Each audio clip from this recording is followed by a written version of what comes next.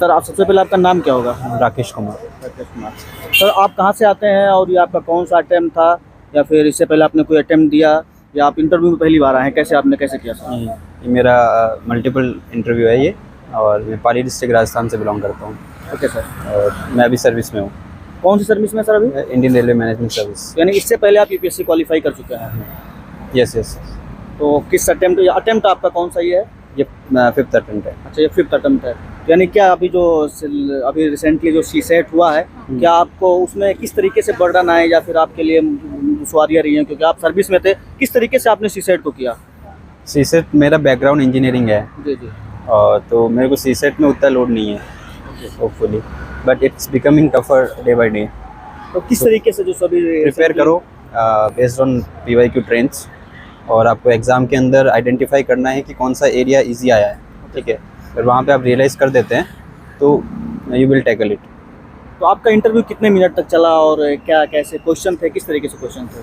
मेरा सर्विस पे था मोस्टली इंटरव्यू, 2-4 वर्ल्ड अफेयर्स पे था, और टाइमिंग देख लो 35 to 40 मिनट्स के आसपास गया है।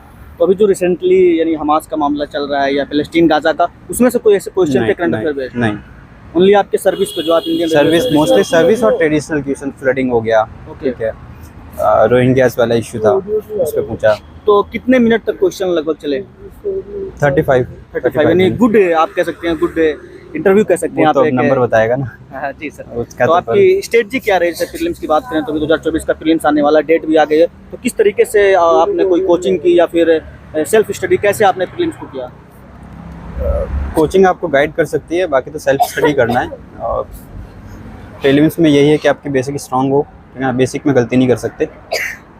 42 क्वेश्चन के आसपास बेसिक क्वेश्चन आते हैं, उसमें गलती नहीं होनी चाहिए, उसमें कोई चांस नहीं कि गलती हो। उसके बाद आप कैलकुलेटेड गेस ले सकते हैं, ठीक है। बाकी आप ट्रेंड पता कीजिए क्या ट्रेंड चल रहा है, ठीक है, यूपीएससी को पेपर को देख के उसके हिसाब से जाइए।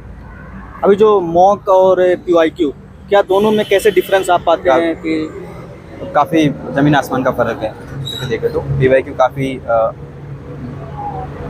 अच्छे क्वेश्चन होते हैं PYQs के अंदर, ठीक है, उनसे एग्जामिनर का माइंडसेट पता चलता है। तो मेरे हिसाब से मोर देन गिविंग 40 मॉक्स, आप PYQ को 4 से 5 बार करिए। यानी आपका कहना है कि आप सबसे पहले PYQ आप देखिए, उसके बाद आप फिर मॉक पे आइए। हाँ, आप 30 से 40 मॉक आपने दिया, तो क्या मॉक आपका मतलब जो आपके इंस्टीट्यूट में आए, या आपको बेनिफिशियल लगा मॉक आपका? मॉक्स मैं बहुत पहले देता था, जब सब्जेक्ट में एक्सपर्टीज़ हो गई उसके बाद मुझे लगा कि मॉक की ज़रूरत नहीं है। ओके ठीक है, उसके बाद आपको आपकी स्ट्रेटेजी ज़्यादा इंपॉर्टेंट है कि आप कैसे हैंडल करेंगे प्रेशर को और वो सब। प्रीलिम्स तो सर क्वालिफाई होता है, लेकिन अगर आप मेंस की जो आपकी रैंक डिसाइड करता है, जो आपके नंबर आते हैं वो आपके मेंस और इंटरव्यू होते हैं। तो आपने मेंस को किस तरीके से किया, और मेंस में क्या क्या आप बुक लिस्ट थे, आपने कैसे किस तरीके से आपने किया, और अपने इंटरव्यू आज दे रहे हैं, तो आप मेंस की पूरी स्ट्रेटजी सर बताइए एक बार। मेंस की स्ट्रेटजी यही है कि आपका ऑप्शनल बहुत अच्छा स्ट्रॉन्ग होना चाहिए, तो वो एक बहुत बड़ा हर्डल है। वो अगर पार हो जाता है, उसके बाद GS के अंदर आंसर राइटिंग है। आंसर राइटिंग में भी ऐसा है कि आप लॉजिकल फ्लो होना चाहिए आंसर्स के अंदर, वो प्रैक्टिस से आएगा।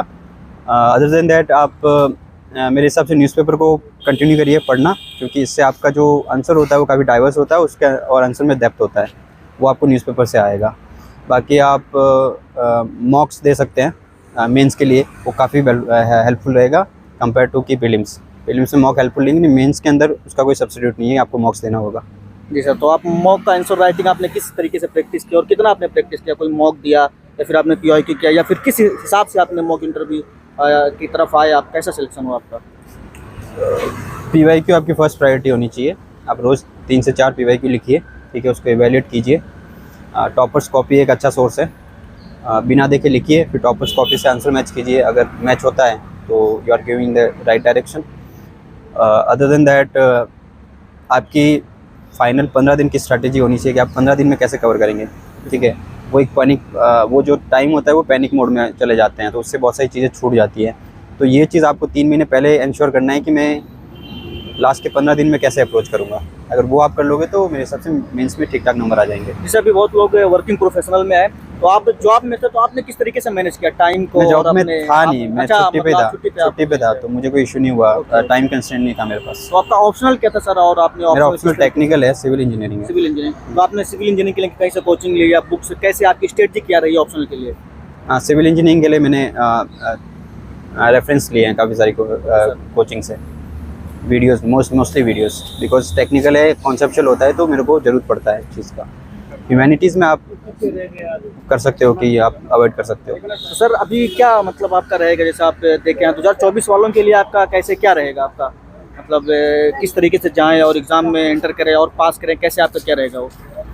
24 में वैसे आप तो हार्डवर्क कर सकते हो, उसके अलावा तो आपके पास कोई कंट्रोल है नहीं, तो आप हार्डवर्क करिए, बाकी आप आराम से देके आ जाइए बस पेपर। तो हमारा जो